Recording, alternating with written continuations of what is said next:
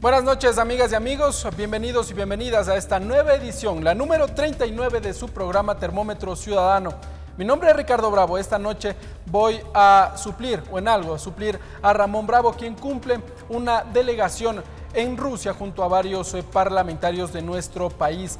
En el tema de hoy, en el programa número 39 de Termómetro Ciudadano, vamos a conversar porque a propósito el 25 de noviembre de este año se cumplieron 20 años de la despenalización de la homosexualidad en nuestro país. ¿Cuáles son las acciones que se han llevado adelante? Y sobre todo un caso particular. En nuestro país todavía se dan casos de presunta violación a los derechos humanos a los miembros de esta comunidad, la comunidad LGBTI, en las denominadas clínicas de deshomosexualización. Estos temas son los que vamos a abordar en su programa Termómetro Ciudadano. Acompáñenme y buenas noches. Los medios legislativos presentan Termómetro Ciudadano.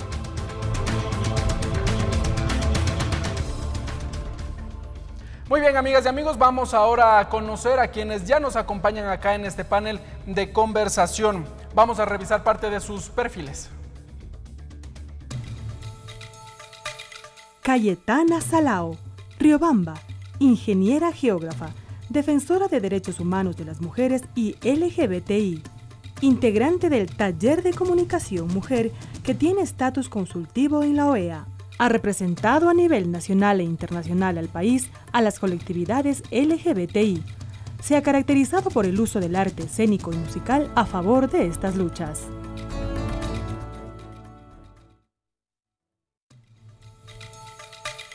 Carlos Enrique Flores, Lima, Perú, licenciado en Ciencias de la Comunicación, magíster en Ciencias Políticas, director del proyecto de periodismo de datos Ojo al Dato, miembro de la Plataforma Latinoamericana de Periodistas Conectas UB, investigador sobre periodismo digital.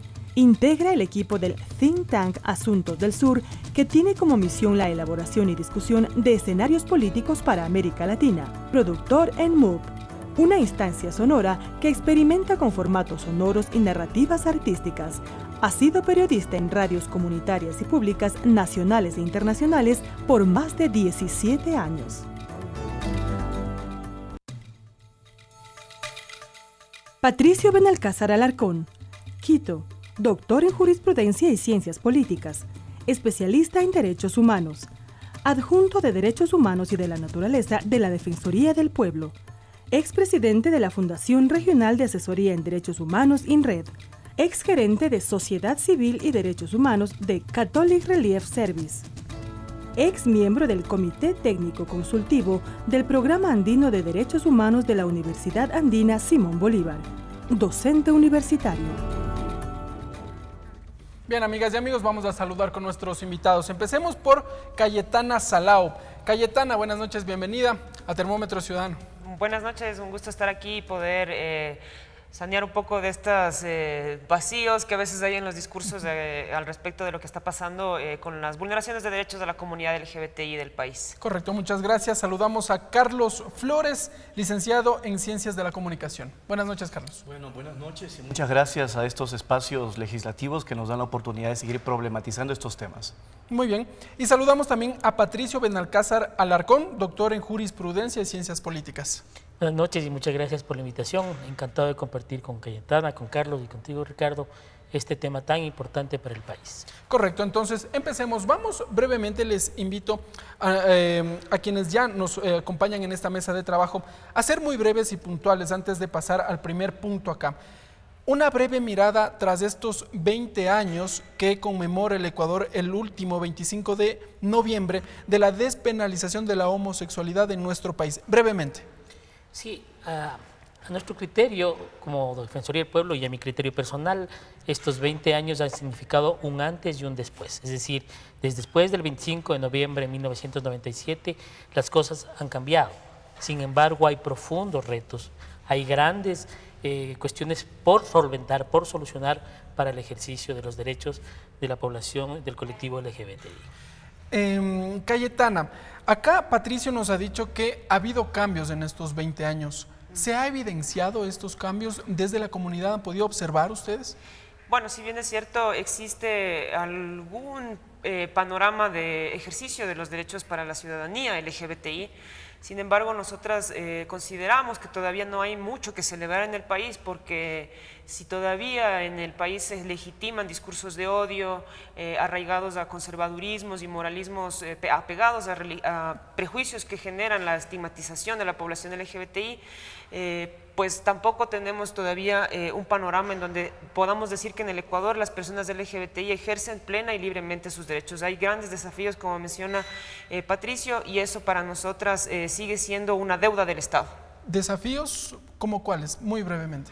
Que nos otorguen realmente la ciudadanía significa que nosotras podamos acceder a los servicios de salud, acceder a los servicios de educación con toda nuestra identidad, con todo nuestro cúmulo cultural, ¿no? Y eso es muy difícil en una sociedad que está obsesionada y rígidamente ordenada por el binario hombre masculino, mujer femenina, en donde muchos cuerpos, muchas identidades no se sienten identificadas. Entonces, ese ordenamiento social para muchas personas sigue siendo causa de vulneración y de discriminación. Correcto, Cayetana. Vamos con Carlos Flores brevemente. ¿Qué mirada tenemos luego de estos 20 años que han transcurrido? Sí, yo creo que es cierto que podemos hablar de cosas positivas, sin duda, después de 1997, pero hay que también poner en perspectiva lo que pasó justamente hace 20 años, porque hace 20 años ocurrió que se rebasó el vaso de todos los vejámenes y humillaciones que ocurrieron en ese entonces y con un hecho relevante y significativo ocurrido en Cuenca. No fue necesariamente porque hubo una evolución social o cultural en pro de los derechos de las personas LGBTI. Por una necesidad que nació desde el colectivo. Fue porque hubo una situación crítica, grotesca, que ya se les escapó de las manos y se tuvo que dar un paso inmediato en el plano jurídico para despenalizar esta situación. En su momento fue el Tribunal Contencioso, si es que mal no recuerdo, en el 97. Sí. Entonces, si bien es cierto que puede ser muy saludable un paso de esa naturaleza, creo que en el campo cultural hay mucho trabajo que tener que realizar y trabajar. En todo caso, estas nuevas normas que han aparecido después del 97 y que han permitido ciertas formas de inclusión, si bien es cierto, garantizan y permiten que los LGBTI puedan ser más inclusivos o entrar a otras formas de inclusión, lo que necesitamos es básicamente seguir avanzando en lo normativo y seguir fomentando ciertas formas culturales y educativas en ese tema, ¿no? Vamos, Carlos, despacio. Entonces, después vamos a hablar del tema normativo. Les invito ahora a nuestros amigos y también televidentes a revisar una de las consultas que les hicimos a la ciudadanía. A ellos les preguntamos qué prejuicios existen en la sociedad ecuatoriana hacia los grupos LGBTI. En esta primera interrogante participaron los ciudadanos Kimberly Chassi, Martín Figueroa, Fanny Guerrero, Joan Latorre, Emiliana Jama, respectivamente, sin antes también comentarle a nuestra ciudadanía que puede participar a través de nuestras redes sociales, a través de la cuenta en Twitter con el hashtag Grupo GLBTI. También pueden participar en Facebook a través de la cuenta en TV Legislativa y la Radio de la Asamblea Nacional. Recuerden, a través de la cuenta en Twitter en @la Radio de la Asamblea y @TVL Ecuador. Vamos a hacer parte entonces ahora de las consultas que realizamos a la ciudadanía. ¿Qué prejuicios existen en la sociedad ecuatoriana hacia los grupos GLBTI? Existe mucha discriminación hacia esas personas. Por eso muchas ocultan su verdadera identidad y creo que no debería ser así porque al igual que nosotros son personas normales. Creo que hay bastantes prejuicios, más que nada, primero por su apariencia, segundo por lo que representan ellos y también por lo que ellos defienden. Todavía aquí no estamos lo suficientemente educados para respetar el pensamiento de la otra persona. Yo creo que hay discriminación. No en todos los casos, pero sí se ven. Hay bastantes prejuicios porque, sí los discriminan a las personas que tienen diferente orientación sexual y yo pienso que sí debería cambiar bastante porque cada quien es libre de expresarse y hacer lo que quiera. Muy bien, amigas y amigos, vamos ahora a saludar con nuestra amiga Andrea Legarda. Ella también nos tiene consultas por parte de la ciudadanía en las redes sociales. Andrea. Así es, Ricardo, buenas noches a nuestros invitados, gracias por acompañarnos en este espacio. Un saludo a todos nuestros televidentes que nos siguen a través de los medios legislativos y a quienes nos están escuchando a través de la radio de la Asamblea. Estamos en el segmento de redes sociales y quiero comentarles que esta semana interactuamos con la ciudadanía con el hashtag Grupos GLBTI. Y en torno a este tema hemos tenido varias reacciones ciudadanas y opiniones también. Y bueno, también con lo que ya nos comentó Ricardo de los 20 años de la despenalización de la homosexualidad que se cumplió este 25 de noviembre. Jonathan Gómez nos escribe a nuestra cuenta de Twitter y nos dice: 20 años desde la despenalización de la homosexualidad en el Ecuador. Una gran conquista, pero falta mucho para alcanzar la igualdad de derechos. Mi abrazo fraterno a la comunidad GLBTI. Y otra opinión que nos llega desde la cuenta de Eliana Cabrera. Ella nos dice: lo que deberían hacer los grupos GLBTI ahora es apoyar el derecho de los padres a educar a sus hijos según su criterio. Hashtag con mis hijos no te metas. Estas son las opiniones mientras seguimos contigo, Ricardo, a ver qué nos pueden mencionar nuestros invitados con este tema. Gracias, Andrea. A ver, entonces, empecemos por usted, Patricio. Tenemos varias consultas de los ciudadanos, varias ideas sobre todo lo que ellos mencionan alrededor de los prejuicios, pero hablemos desde la Defensoría del Pueblo, que también entiendo que es al ente al que usted representa. ¿Qué es lo que se está llevando adelante para dar o garantizar los derechos a esta comunidad? Muy bien. Yo quisiera hacer un par de puntualizaciones muy breves. A ver. La primera, a mí me parece que sin duda el tema del 25 de noviembre de 1997 sí marca un antes y un después. Primero porque los colectivos LGBTI se convierten en sujetos activos y sujetos políticos. ¿Qué queremos decir? Queremos decir que tienen la posibilidad de organizarse, de determinar sus demandas, de establecer los nuevos lineamientos de construcción sociocultural en el país, de construcción legislativa, de política pública en el país. Eso ha ocurrido efectivamente. Yo siempre he afirmado que lo del 25 de noviembre no fue regalo de nadie. Fueron los colectivos LGBTI los que pusieron la bandera de lucha y eso fue muy importante. Aunque Carlos en el segmento anterior señalaba que sí, fue un hecho elemental el que se dio aquel día, por lo que la legislación en el Ecuador tuvo que verse de alguna u otra forma obligada a garantizar o a recordar este día, el 25 de noviembre, como un antes y un después en la historia de nuestro país. Sí, yo afirmo que es un antes y un después. Primero, por esto de los sujetos de derechos. Segundo, porque la lucha del colectivo LGBTI luego de 1997 no fue una lucha solamente de un colectivo. Se amplió la base de alianzas sociales, de organizaciones de derechos humanos y otros actores que empiezan a sumar en su propia agenda esta demanda que se convierte en una demanda ya de derechos humanos, y hoy podemos ver que hay muchas organizaciones que respaldan las demandas de derechos del colectivo LGBTI. Cuando hablo de sujetos, nosotros les vemos aquí en el legislativo, en distintas ciudades del país, demandando el ejercicio de derechos, demandando el desarrollo de política local, de política nacional. Eso es muy importante. Los debates últimos que hemos tenido aquí en la Asamblea les ha tenido presentes. Los debates constituyentes de 1998, donde además constitucionalmente se integró una norma, y el debate constituyente del 2008 muestra que efectivamente son sujetos. Esa es una evidencia de lo que... Es una evidencia. Solamente para terminar brevemente, esta parte, porque tenemos pocos minutos. Y en materia de exigibilidad de derechos, hay muchas causas que se han presentado en tribunales de justicia y que ha llegado al más alto tribunal, a la propia Corte Constitucional.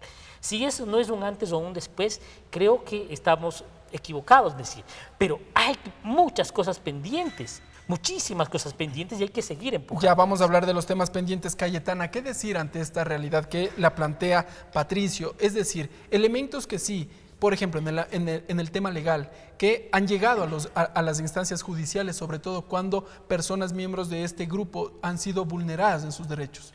Sí, es ciertamente la capacidad de incidencia que estamos logrando en este tiempo y a partir de lo que se ha despenalizado la homosexualidad, que quisiera precisar que es del 27 de noviembre.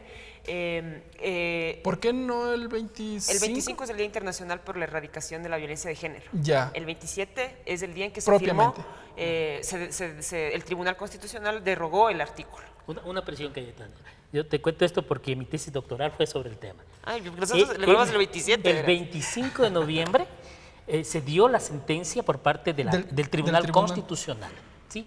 Lo que ahora es la Corte Constitucional. Lo que es la Corte. Y el 27 quería que haya interna. Lo que ocurrió es que fue publicado en el registro oficial. Es una presión no importante. Una precisión de 2 días, pero que manta. Y que además nos han juntado últimamente. Ya. Digamos, nosotras en la marcha de Vivas Nos Queremos estuvimos con un bloque bastante significativo y a nosotras eso nos hace sentir contentas y contentos en este poder de incidencia que estamos logrando junto con uno de los bloques vulnerados en su derecho y que están ahorita en una efervescencia súper fuerte como es el emergente feminista y el movimiento de mujeres.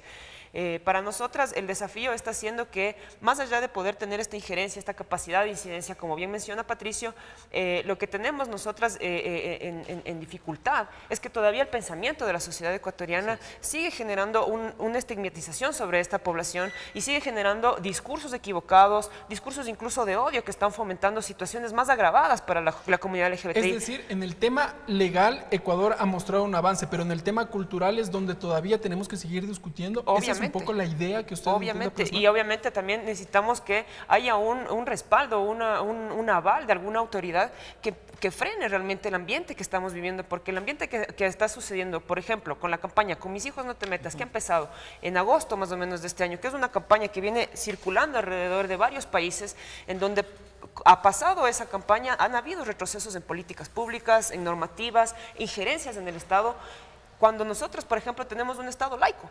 Y aquí rige el principio de igualdad y no discriminación, y rige el principio de progresividad del derecho, pero ellos lanzan sus campañas millonarias porque porque tienen dinero y porque tienen esa capacidad de injerencia y logran hacer que hayan retrocesos. Pero también y que es no un se den. segmento de la sociedad que entiendo también merece un respeto, porque finalmente representa un sector de la sociedad. Evidentemente, pero darnos un derecho y reconocernos el derecho a una población históricamente vulnerada es distinto a generar un refuerzo de sectores que han generado estigmas sobre esta población. Vamos con Carlos. Carlos Flores, ¿qué hacer entonces con este pensamiento desde la sociedad? Comenzar a analizarnos como sociedad, si es que efectivamente continúan los estigmas en contra de este grupo. Bueno, yo creo que lo que se tiene que hacer es un poco superar el campo normativo, ¿no? Es decir, las normas siempre son necesarias, las instituciones son necesarias, establecer proyectos de ley, leyes que puedan garantizar el acceso a derechos de la comunidad LGBTI son siempre positivos,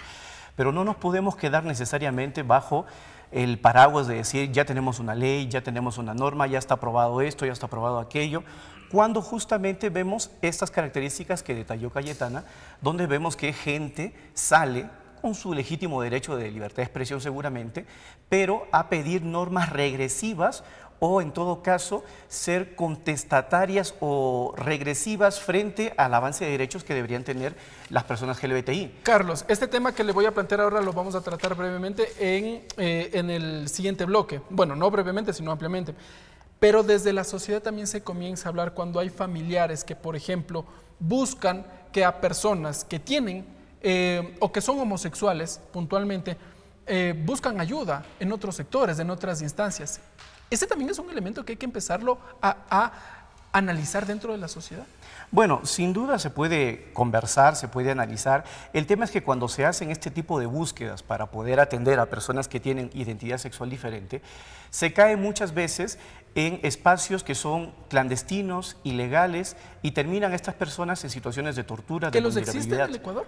Claro que existen. Dicho sea de paso, durante los últimos 17 años han existido casos emblemáticos y algunos otros casos que han acudido a la justicia y no han encontrado necesariamente los mecanismos suficientes para poder ser atendidos. Correcto, Carlos. Ese tema lo vamos a desarrollar en el siguiente bloque. Amigas y amigos, esto es Termómetro Ciudadano. Cuando regresemos tendremos también más inquietudes por parte de la ciudadanía. Siga con nosotros aquí a través de la señal de los medios legislativos.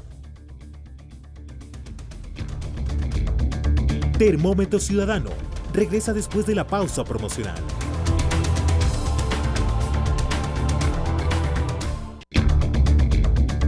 Nuevamente con ustedes en Termómetro Ciudadano. Gracias, amigas y amigos, por continuar con nosotros a través de la radio de la Asamblea Nacional en todo el territorio ecuatoriano y también por la señal de la televisión legislativa en el canal 42 acá en la ciudad de Quito. Tenemos otra consulta que también le hicimos a la ciudadanía. La pregunta es la siguiente: ¿cree usted que en Ecuador hay avances en el reconocimiento de los grupos GLBTI? En esta encuesta participaron Washington Vera, Alexandra Jacome, Belén Reynoso, respectivamente. Vamos a ver la respuesta por parte de la ciudadanía. ¿Cree usted que en Ecuador hay avances en el reconocimiento de los grupos GLBTI? Últimamente se ha visto bastante inclusión y más compromiso con ellos para poderse desenvolver en la vida diaria. Yo creo que sí, no solo en el Ecuador, sino a nivel mundial.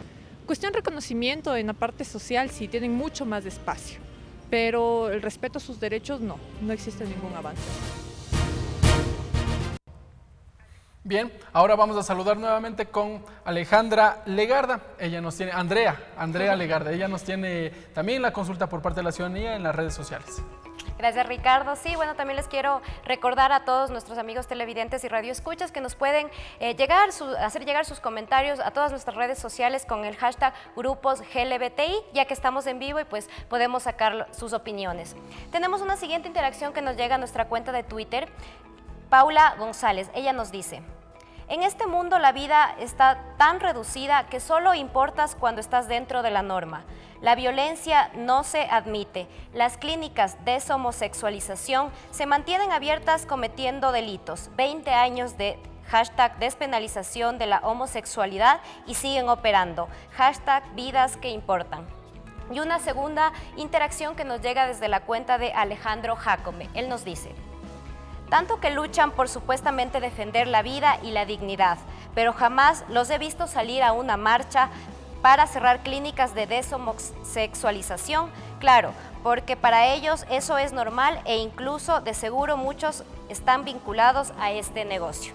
Son opiniones ciudadanas. Seguimos contigo, Ricardo. Gracias, Andrea. Bien, amigas y amigos, ahora vamos a tener un contacto telefónico con Gustavo Valencia. Él es el director de Clínica 12 Pasos. Con él vamos a conversar precisamente sobre estas clínicas que lo que buscan es curar diversas adicciones. Vamos a saludar a esta hora entonces con Gustavo Valencia, a ver si nos escucha del otro lado de la línea telefónica. Buenas noches. Muy buenas noches, un saludo muy afectuoso desde la ciudad de Cuenca a toda la audiencia. Gustavo, buenas noches. Le comento, estamos en un panel en este momento conjuntamente con Patricio Benalcázar Alarcón. Él es adjunto de Derechos Humanos de la Defensoría del Pueblo. También participa con nosotros Carlos Enrique Flores. Él es el licenciado en Ciencias de la Comunicación, y Cayetana Salao. Ella es defensora de derechos humanos de las mujeres y LGBTI. Vamos a conversar. A ver, Gustavo, cuéntenos, ¿cuál es la mirada que ustedes le dan a los centros que, de lo que hemos investigado, buscan curar ciertas adicciones que tendrían varios ciudadanos? Bueno, particularmente pienso, y nosotros como institución tratamos en algo que tiene que ser muy claro. Adicción es un tema de enfermedad, pero no así el tema de la orientación sexual, o no así la de homosexualización. Hay que tener muy claro eso. Si existen a estos niveles de homosexualización, creo que tenemos que acudir a la entidad que es responsable de esto, que es el Ministerio de Salud Pública, y ellos son los que tienen que precautelar la salud, tienen que precautelar la integridad de los seres humanos. Gustavo, si me escucha, no sé si es que nos podemos ubicar de mejor manera porque la señal acá no es muy buena, no es audible, no le podemos entender muy bien, pero bueno, quisiéramos otra vez que nos vuelva a explicar, si es que ya se ubicó mejor, que nos vuelva a explicar, que nos vuelva a comentar en qué consisten estas clínicas que sirven para curar ciertas adicciones por parte de los ciudadanos, como se ha señalado. Bueno, le comentaba que realmente es un tema de que corresponde al ente regulador, que es el Ministerio de Salud Pública. El Ministerio de Salud Pública tiene que descontrolar y tiene que definitivamente eliminar todo tipo de institución que se dedique a lo que es deshomosexualizar a personas. Eso no es dable hoy en día en el Ecuador. Esa no es una práctica correcta, ni tampoco es avalada, ni tampoco es dable en el país. Se debe suspender radicalmente este tipo de situaciones. Yo lastimosamente hablo por experiencia propia, conozco instituciones en las cuales laboran, primero que no son manejados por profesionales, son manejados por exadictos que se han rehabilitado y no tienen ningún título. Segundo, carecen de profesionales y obviamente carecen de control. Entonces aquí radica en que falta control, falta conocimiento, falta realmente alguien que dé las directrices y las normas claras para poder trabajar. Conversamos con Gustavo Valencia, él es el director de Clínica 12 Pasos. Vamos a hacer brevemente y la pregunta va a ser directa porque el tiempo es corto acá en televisión.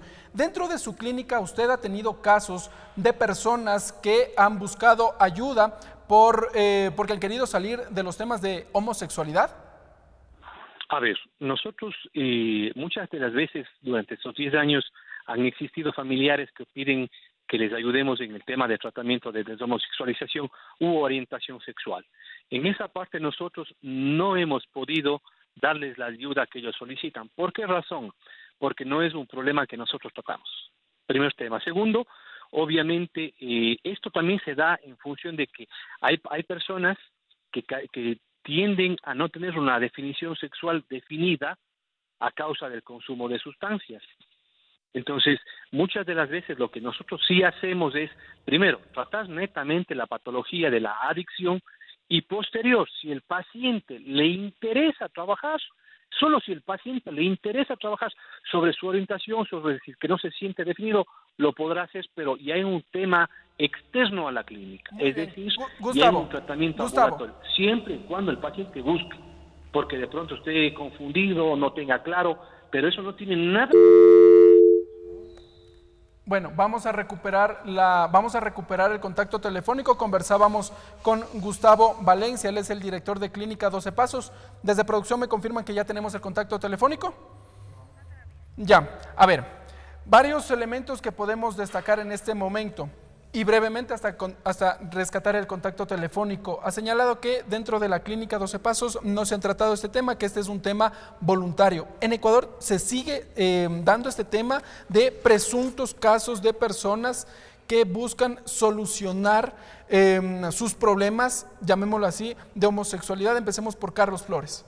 Bueno, de acuerdo al informe del Ministerio de Justicia, en el 7º informe periódico al Comité contra la Tortura, el Centro 12 Pasos aparece justamente, junto con otras 6 clínicas más, de haber ofrecido terapias de reorientación sexual a mujeres en el año 2013 y 2014.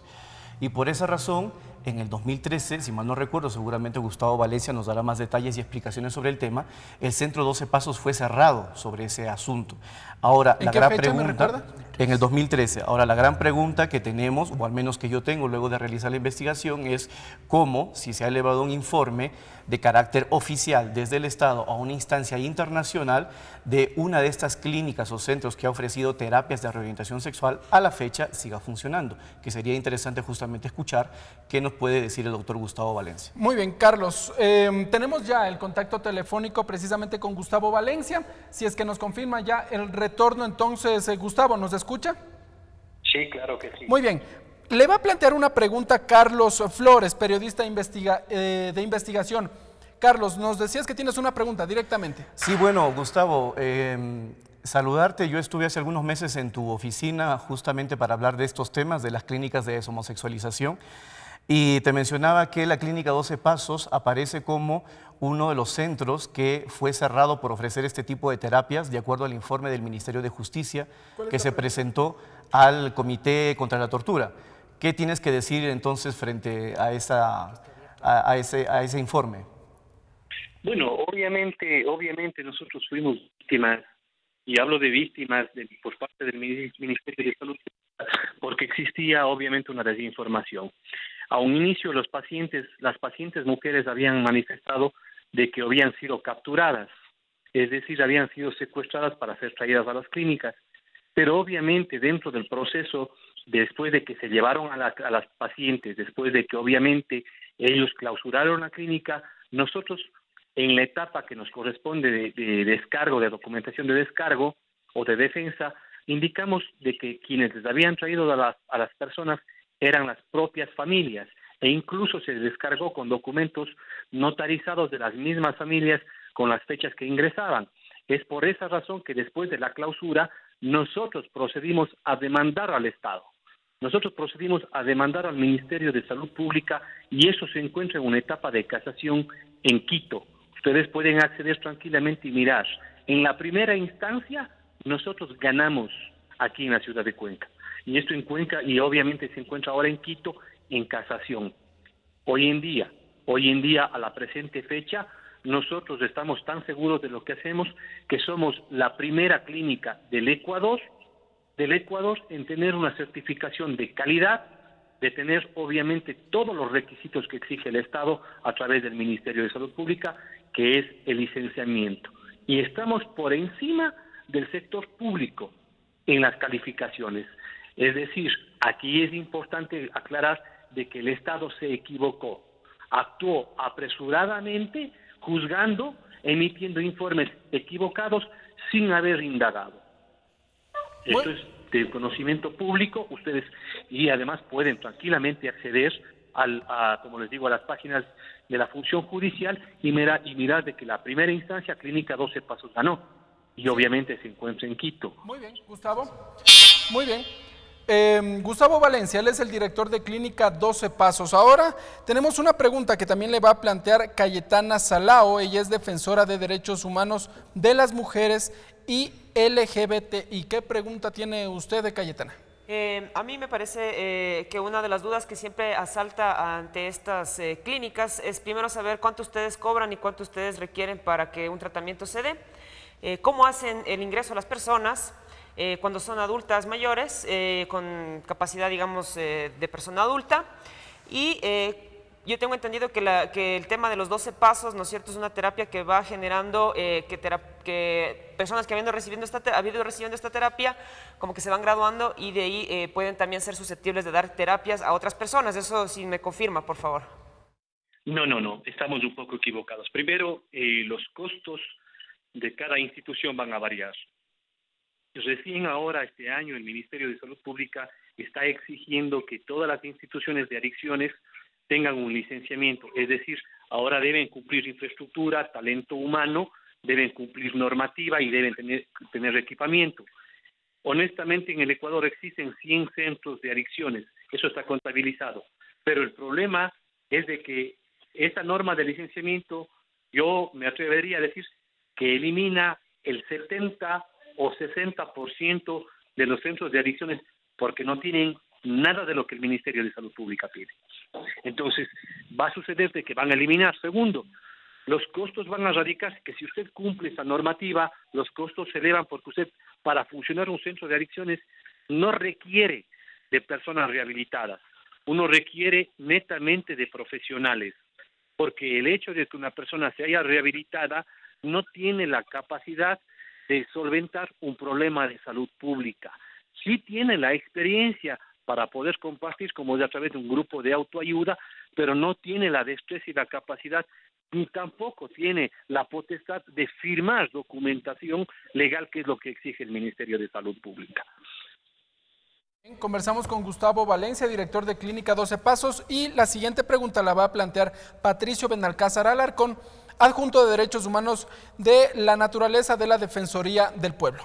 Ricardo, yo no soy periodista, yo no le voy a hacer una pregunta. Voy a dar dos afirmaciones que son necesarias que la gente que nos mira entienda y también el director de esta clínica. En los años 90, la Organización Mundial de la Salud eliminó a la homosexualidad de su lista de patologías, estableciendo en consecuencia que tanto la orientación sexual y la identidad de género son formas legítimas de vivir la sexualidad humana. Primera cosa que hay que mencionar. No se trata aquí de decir voy a recibirle a estas personas porque lo pidieron, voy a recibir a estas personas porque la familia lo pidió. Quiero recordar también que el momento que una persona es ubicada en estos centros de manera arbitraria, incluida la familia, incluidos los centros, se está cometiendo detención arbitraria. Le digo con absoluta certeza, la Defensoría en más de 2 ocasiones ha interpuesto habeas corpus. En la época en que los habeas corpus se interponía ante alcaldes, estoy hablando antes del 2008, y luego también se interpuso una acción de habeas corpus, para que se entienda por parte de las clínicas de adicciones que deben hacer su trabajo en relación a las adicciones, no en relación a algo que no es una patología, que les puede ocasionar problemas. Y dicho sea de paso... ¿Aunque sea voluntario? Aunque sea voluntario. Mire, yo quisiera ver de qué voluntariedad se está hablando, ¿no es cierto? Porque esa es una muletilla muy peligrosa. Generalmente ese voluntarismo viene a propósito de la presión que ejercen las familias, las comunidades más cercanas y los llevan. Esa es la mayor justificación que se tiene. Se ha tenido que recuperar a muchos chicos y chicas que contra su voluntad han tenido que entrar a estos centros. Eso no es dable en un país como el nuestro. Vamos a tener brevemente ahora la respuesta por parte de Gustavo Valencia, a ver si Gustavo nos escuchó y qué responder ante las afirmaciones hechas por parte de la Defensoría del Pueblo. Estoy muy de acuerdo con lo que están manifestando. Primero, que hay que ser claros de que ningún paciente debe estar en contra de su voluntad. Por eso se tiene que dar el proceso de consentimiento informado. Pero también es importante que las personas entiendan que la enfermedad de la adicción es una enfermedad que carece, que tiene ejes principales, como por ejemplo la ambivalencia. Hoy día me quiero rehabilitar, mañana no. Hoy día deseo cambiar mi vida para tomar nuevos rumbos, mañana no. Entonces es un tema de ambivalencia. Adicionalmente, en el tema de la orientación sexual, en esto hay que ser muy claros. Las clínicas de adicciones no pueden tocar ese tema, no es un tema. Pero también hay que recordar que dentro de la adicción muchas de las personas que sufren esta enfermedad tienden a tener contactos sexuales de diferente manera y eso les lleva a tener una confusión. Nosotros no buscamos que exista una orientación sexual dentro de la clínica. Nosotros lo que planteamos primero es atender la patología de la adicción. Que si el paciente el día de mañana quiere justamente de pronto nuevamente reorganizarse, reestructurar sus pensamientos, eso lo tiene que hacer fuera, con otros profesionales, no con nosotros. Nosotros no trabajamos.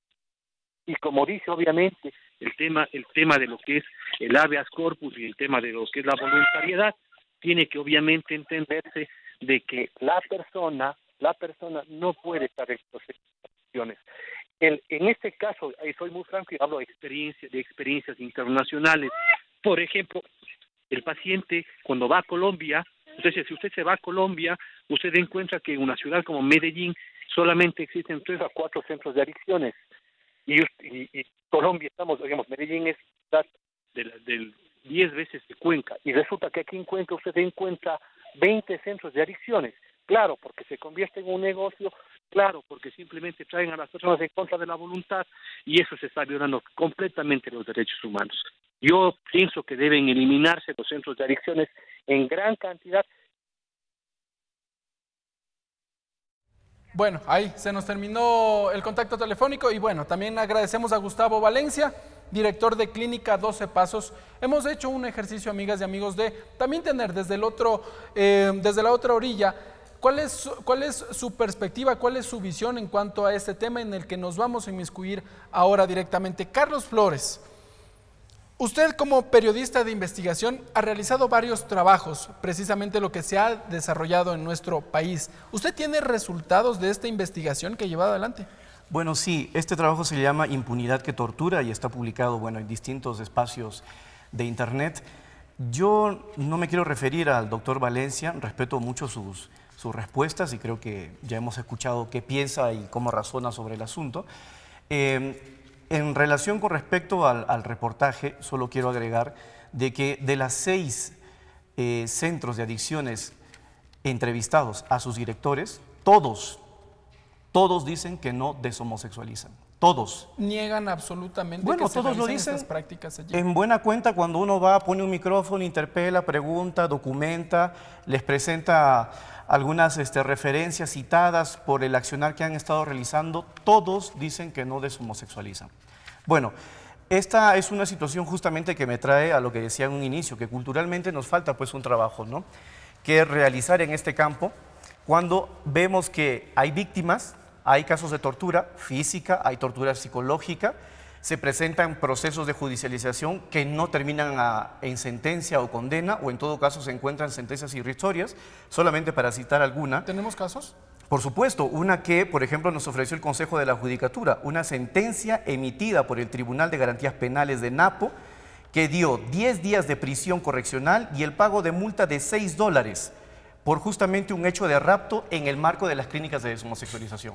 Entonces, ¿de qué estamos hablando? Sí. Bueno, cuando justamente yo le escucho a uno de los directores que está hablando del tema de que no se deshomosexualiza, cuando yo entrevisto a los directores de estos centros, dicen no deshomosexualizamos, pero vemos este tipo de sentencias, la única, al menos que yo he podido conocer en este trabajo, entonces digo, ¿qué está sucediendo? Sí, superamos lo del 1997, que son 20 años, podemos estar con ciertas satisfacciones, pero hay un trabajo bastante largo que realizar. Las normas se ponen, las leyes se instituyen, pero las normas y las leyes no son suficientes, tenemos que actuar de oficio y tenemos que estar siempre pendientes de qué cosas se están presentando, ¿no? Y ahí entonces me lleva a la siguiente pregunta a la Defensoría del Pueblo. ¿Qué es lo que pasa con el sistema judicial? Se terminan, muchos de los ejemplos que nos ha citado Carlos, es que las sentencias por sí calificarlas son irrisorias en algunos casos. Sí, yo creo que hay que analizar la cuestión desde la sede administrativa por un lado y la sede judicial. Carlos en su investigación denota que hay impunidad efectivamente en materia judicial. Estos temas, muy pocos casos se han judicializado como uno esperaría. Ahora, en sede administrativa, y lo digo con conocimiento de causa, en el año 2009 no había normativa que regule, controle a estos centros. Hacían y deshacían como bien podían. No se establecía estándares de orden profesional, del tipo de infraestructura que debían tener, en qué condición, en fin, era una cosa absolutamente irregular. Luego ya se generaron algunos procesos de regularización donde entró el Ministerio de Justicia, el Ministerio de Salud, y en algo contribuyó para hacer unos mínimos controles. Hay que entender que esto tiene que ver también con el poder que hay atrás de estos centros. Porque es un poder económico. ¿A qué nos referimos? Porque son de altos costos. Entonces, aquellas familias o gente que tiene las posibilidades de meter a las personas en estos centros pagan gran cantidad de dinero. 600, aunque son familiares, 800, en las investigaciones que presentaban, Carlos decía que son familiares que han llevado o que han pedido más bien a la policía que detengan a un hermano y que se lo lleven. Y eso es detención arbitraria. Así lo haga la familia, así lo haga quien lo haga. Eso es detención arbitraria. ¿Qué pasa con el sistema judicial? Y ahí vamos a la otra cancha. Yo hablaba del tema administrativo, no del tema judicial. En el tema administrativo, yo tengo unos datos, por ejemplo, del año 2012, en donde el Ministerio de Salud procedió a clausurar un centro en Imbabura. En el 2013 procedió de igual manera. En dos casos, en el 2014 también lo hizo, y en el 2016 y 2017 también lo hizo. ¿Todos estos casos ha dado seguimiento la Defensoría del Pueblo? Lo tengo aquí porque son 6 casos que llevó la Defensoría muy cercanamente y pedimos al Ministerio que obre. Lo hizo. Sin embargo, el problema radica en que los centros regulados son aquellos que de alguna manera tienen niveles de control mínimos, pero hay muchos centros clandestinos. Y ese es un tema complejo. Yo no sé si Carlos logró reportar en su investigación algo al respecto. Y ahí hay una gran tarea. Es verdad, el Ecuador tiene una gran deuda en esta materia. Todos los comités vinculados a esto, de tortura, el Comité de Derechos Humanos, de Naciones Unidas, todos observan el Ecuador y nos observan bien. Vamos a tener una réplica brevemente porque después vamos a pasar con Cayetana. Vamos, Carlos, contigo. No, solamente para puntualizar que uno de los casos emblemáticos, por ejemplo, que ocurrió con una mujer lesbiana, familiar de un ex asambleísta alterno de la Asamblea Nacional, estuvo justamente recluida en uno de estos centros contra su voluntad, y cuando conversé con la directora de este centro, ella, como justamente el doctor Valencia, y perdonen que lo cite porque lo acabamos de escuchar, también afirmaba que demostró en todos los casos y en todas las instancias que su tratamiento fue por drogas y nunca por deshomosexualización, pese a que justamente se puso las denuncias por ese tema, ¿no? Entonces, sí hay cosas que están pendientes. El otro caso también muy sonado en el 2013 de una joven guayaquileña, el mismo asunto, que denuncia públicamente de que fue por un tema de deshomosexualización, pero cuando conocemos ya los casos, encontré que uno de los involucrados quedó sobreseído. Y uno de los involucrados que quedó sobreseído en ese juicio terminó ahora trabajando en el Consejo de la Judicatura en esa provincia de Napo.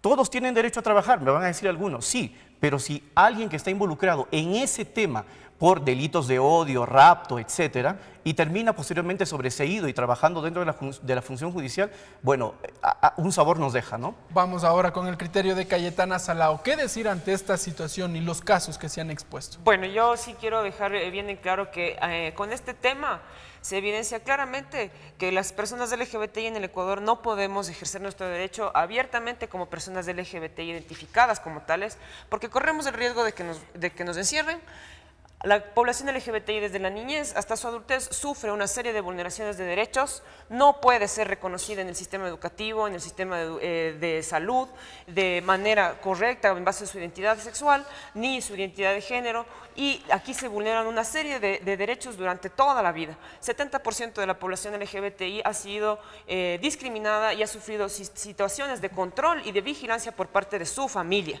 Entonces, las situaciones aquí no son solo de percibir un problema. Aquí hay una cadena de corresponsabilidades en donde se sigue pensando que la homosexualidad, que la identidad de género diversa es una confusión, es un problema, es una secuela de una adicción.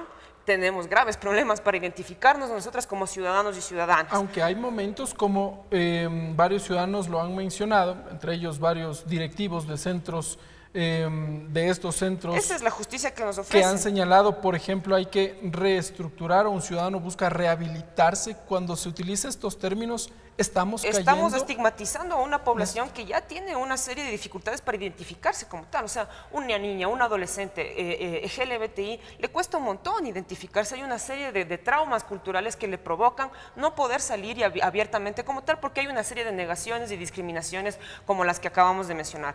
Pero lo más importante que a mí me parece en este punto destacar es que más allá de esta problemática, las personas que siguen considerando que tiene que haber una corrección o que haya una confusión o que es una depravación, o por ejemplo cuando se generan estos discursos sobre las personas no van a tener nunca la facilidad de poder identificarse como tales, y por lo tanto si le pasa que le encierran en una clínica, si le pasa que le bulean en la escuela, en el colegio, y luego se suicida por esa situación y nadie registra el hecho, nadie registra que fue por orientación sexual, si van y la justicia que nos ofrecen es capaz de limpiar y lavar las manos a todas las clínicas y decir que aquí no ha pasado nada, no estamos nosotras reconociendo, el Estado no está reconociendo que la vulneración se ha dado. Aquí debe haber una reparación concreta y real, debe haber un pronunciamiento de las autoridades que llamen al respeto de la diversidad LGBTI, porque si no hacen eso, en este momento de situación agravada, nos van a seguir matando.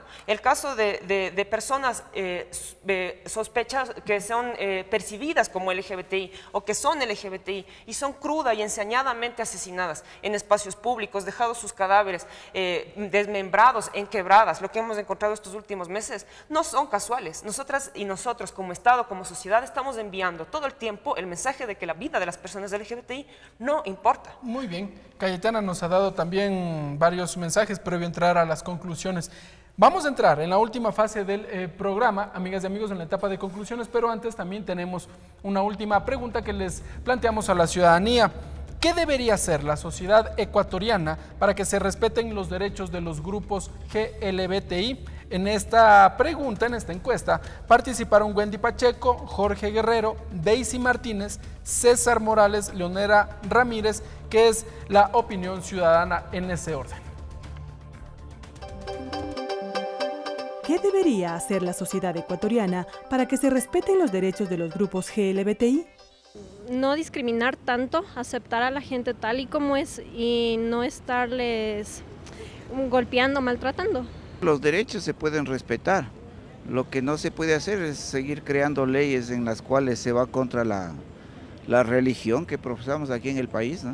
O sea, tienen que tratar así, por igualdad a todo el mundo, porque todos somos iguales, no es el uno más ni el otro menos, todos somos iguales.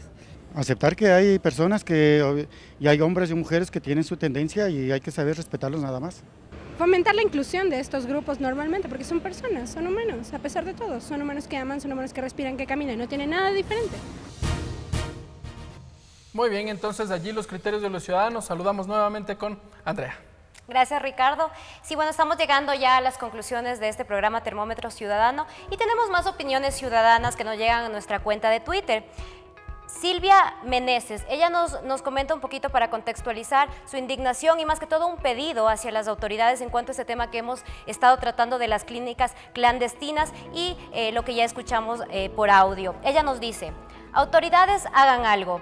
No puede ser que hayan clínicas clandestinas de deshomosexualización en las que se tortura a la gente, historias de terror que llegan hasta el suicidio, además de ser ilegal e inconstitucionalidad su existencia. Muchas gracias a Silvia por hacernos llegar este comentario a nuestra cuenta. Y una última intervención que nos llega desde la cuenta del licenciado Elvis. Él nos dice: es que como país estamos años luz de Chile. Ojalá en Ecuador se entendiera que los grupos LGBTI son seres humanos igual que cualquier otro. Esos son los comentarios, Ricardo. Seguimos contigo. Gracias, Andrea. Entonces, a nuestros invitados nos quedan pocos minutos. Les voy a pedir que sean concretos en sus conclusiones. Empezamos por usted, Patricio.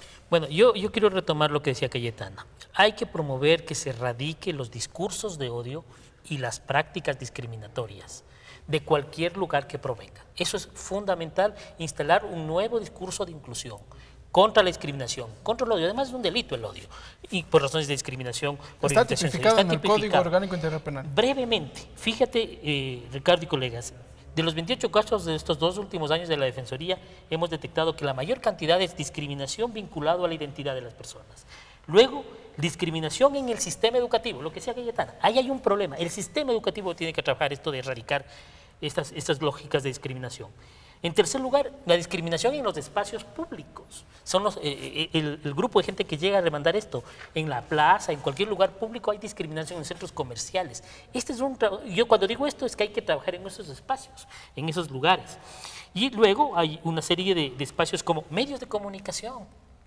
También hay que trabajar allí. Hay que trabajar porque hay muchos mensajes que quedan clavados en la mente de la gente, vinculados a odio, a discriminación contra estos colectivos. Aunque hay una ley de comunicación que prohíbe los mensajes discriminatorios. Carlos nos ha hecho ver que la ley no es suficiente, y eso es verdad, porque esto es un problema estructural, un problema cultural que se vive en la cotidianidad y en las relaciones sociales. Muy bien, vamos ahora con Cayetana Salao. Sus conclusiones. Usted es defensora de los derechos humanos de las mujeres y LGBTI. Sí, yo quiero hacer un llamado a la sociedad civil, que no se crean los discursos que están llamando a la defensa de una familia natural. Cuando se habla de defender una familia natural quiere decir que hay una amenaza, y cuando eso se lee de manera masiva e ilegítima, genera esto que está generando, que es en la defensa tratar de defender esa familia y provocar violencia. Yo hago un llamado a las familias que tienen hijas, hijos LGBTI a que trabajen para respetar esa diversidad en su familia. Nadie creo que quiere que su hijo, su hija sea torturado, que sea encerrado, que sea violado, que sea violada. Entonces, familiares, por favor, si tienen un familiar LGBTI, trabajen por el respeto, por la inclusión de esa persona en su entorno familiar. No lo excluyan, no le discriminen. Eso lleva al suicidio, a la muerte, la denigración de la persona, la baja autoestima, y eso genera una serie de dificultades para las personas. Más que trabajar, hay que respetar, me parece. Y otro llamado que yo quiero hacer a todas las personas es que en el país se tiene que respetar el principio de laicidad del Estado. Aquí no debe haber injerencias de grupos fundamentalistas arraigados a condiciones religiosas, por más masivas que sean en el país, sino a regirse por el principio de igualdad y no discriminación que están contempladas en nuestra Constitución. Y lo que nosotras estamos pidiendo es el respeto de un derecho, y esa exigencia no le disminuye en el derecho a ninguna otra persona más. Muchas gracias, Cayetana. Vamos con Carlos Flores. Bueno, en 3 pasos, ¿no? La primera, recordemos que uno de los casos que está en este reportaje de un transmasculino que inició un proceso judicial, la argumentación para que ese director, que fue acusado de tortura, salga libre fue de que él era un agente secundario que cumplía órdenes de la familia para trasladarlo a un centro. Ese argumento, entre otras razones, fueron las que posibilitaron que ese director del centro, acusado de tortura, terminara libre. Hay temas que trabajar ahí, eso uno. Segundo, sí, reconozcamos que hace 20 años la situación era diferente, pero si ponemos blancos y matices y todo lo demás, nos damos cuenta pues que falta mucho que trabajar. La fecha es representativa, histórica, pero a donde yo apunto es que necesitamos trazar la línea más allá de eso, porque hay un trabajo que todavía está para seguir relevándose. Y tercero, el hecho de que no se presenten casos de deshomosexualización ahora no significa que no existen. Fundaciones como Causana, solamente 2016-2017, 8 casos de prevención para que eso no ocurra. la la organización Taller de Comunicación Mujer, 4 casos, uno de ellos 2 veces reincidente, que lo reflejaron en un libro que presentaron hace poco, en octubre. Los casos están, que no los escuchemos o no lo veamos en titulares no significa que no existan. Un tema que no quisiera dejar de lado y que me parece que lo tratamos, pero brevemente, y Carlos, si es que lo puedes explicar en pocas palabras, ¿qué pasa? ¿Qué hacer con la justicia? Si bien hay un Código Orgánico Integral Penal que sanciona, que tipifica delitos, entre ellos el odio, la discriminación, pero ¿qué es lo que pasa con la justicia cuando hay casos en donde personas que denunciaron en su momento, pero que la justicia no logró una sentencia a su favor? Bueno, nosotros quisiéramos que justamente la justicia pueda tener una sanción efectiva frente a este tipo de sanciones que, como decía el doctor Benalcázar, están siendo observados desde organismos internacionales, Todos los organismos internacionales están diciendo, bueno, el Estado pone regulaciones, el Estado pone normas, el Estado ha hecho operativos, el Estado ha cerrado centros. ¿Dónde están los casos de judicialización? ¿Dónde están las sentencias? ¿Dónde están las condenas? No hay, salvo esta que acabo de relatar, que es una fuente oficial que la da el Estado. Entonces necesitamos que justamente la justicia pueda darnos explicaciones. Y yo me sumo a lo que justamente también señalaba Cayetana, sí necesitamos establecer y poner un discurso de reparación de víctimas. No puede ser pues que veamos a las víctimas caminando y que nos encontremos de repente contando ya casi anecdóticamente cuáles fueron todas las situaciones de tortura que atravesaron. O escuché de repente a alguna persona, como lo encontré en esta historia, donde decía, ¿sabe qué? Hace poco me encontré a mi captor en Cuenca y me dio terror saber que estaba a media cuadra de distancia y no saber qué hacer. Correcto. Esas historias las tenemos que seguir escuchando, pregunto yo. Gracias, Carlos Flores, gracias, Cayetana Salao, gracias, Patricio Benalcázar Alarcón. Gracias, amigas y amigos, por estar aquí en su programa Termómetro Ciudadano. Conmigo será en el otro espacio que tienen los medios legislativos, Tercer Debate. La próxima semana ya seguramente se reintegrará Ramón Bravo a que es su espacio, Termómetro Ciudadano. Que tengan buenas noches y muchas gracias.